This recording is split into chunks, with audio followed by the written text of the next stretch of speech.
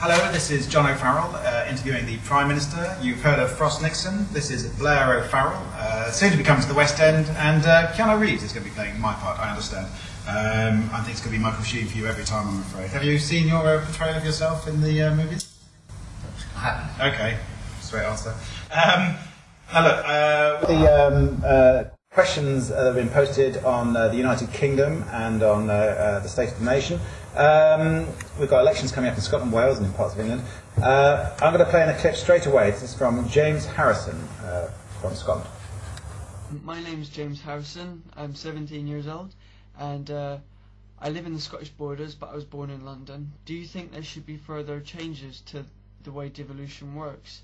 I mean, do you think more power should be given to the Scottish Parliament to stop these demands for independence from certain people?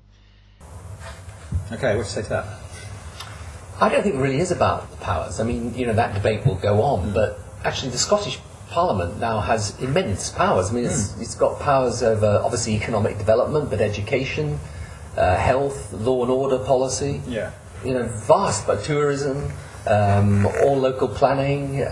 You know, there's a vast amount to argue for, and the problem is that on a UK-wide basis, things like the currency and interest rates and defence and social security, we should do together. Okay, and the Scottish National Party looking in quite a healthy state in the polls in Scotland. I mean, what's your reaction to that? Is it people just wanting to give you a kicking? Well, I think, you know, when you're in the third term, it's always tougher, but I do think as the election day approaches, people in Scotland are realising this is a fundamental choice. Because what the SNP are doing is they're saying, well, we'll give you a referendum on independence. But, I mean, what that means is if you have an SNP government, you know, you have elected to get on board a train whose destination is independence with the SNP in the driving cab. Now, it's true that they will say, well, you can pull the emergency brake at some point. This allegory is going on quite a long time, but yeah, but I mean, it is the right...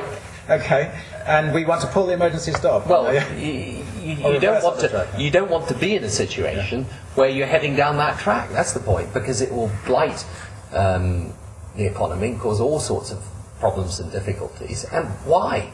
You know, the fact is Scotland is doing well today. Scotland is a stronger, fairer, better country. Okay. And that's partly because, you know, Scotland, as other parts of the UK, have prospered by being together. Okay, well, let's talk about the whole of the United Kingdom.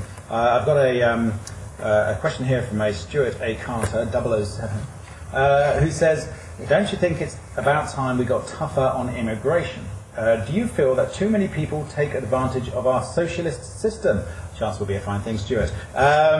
What do you say to the questions of immigration? We've experienced a huge wave of immigration. I suspect he's not talking about Eastern Europeans, but I'll let you answer on the whole thing. Well,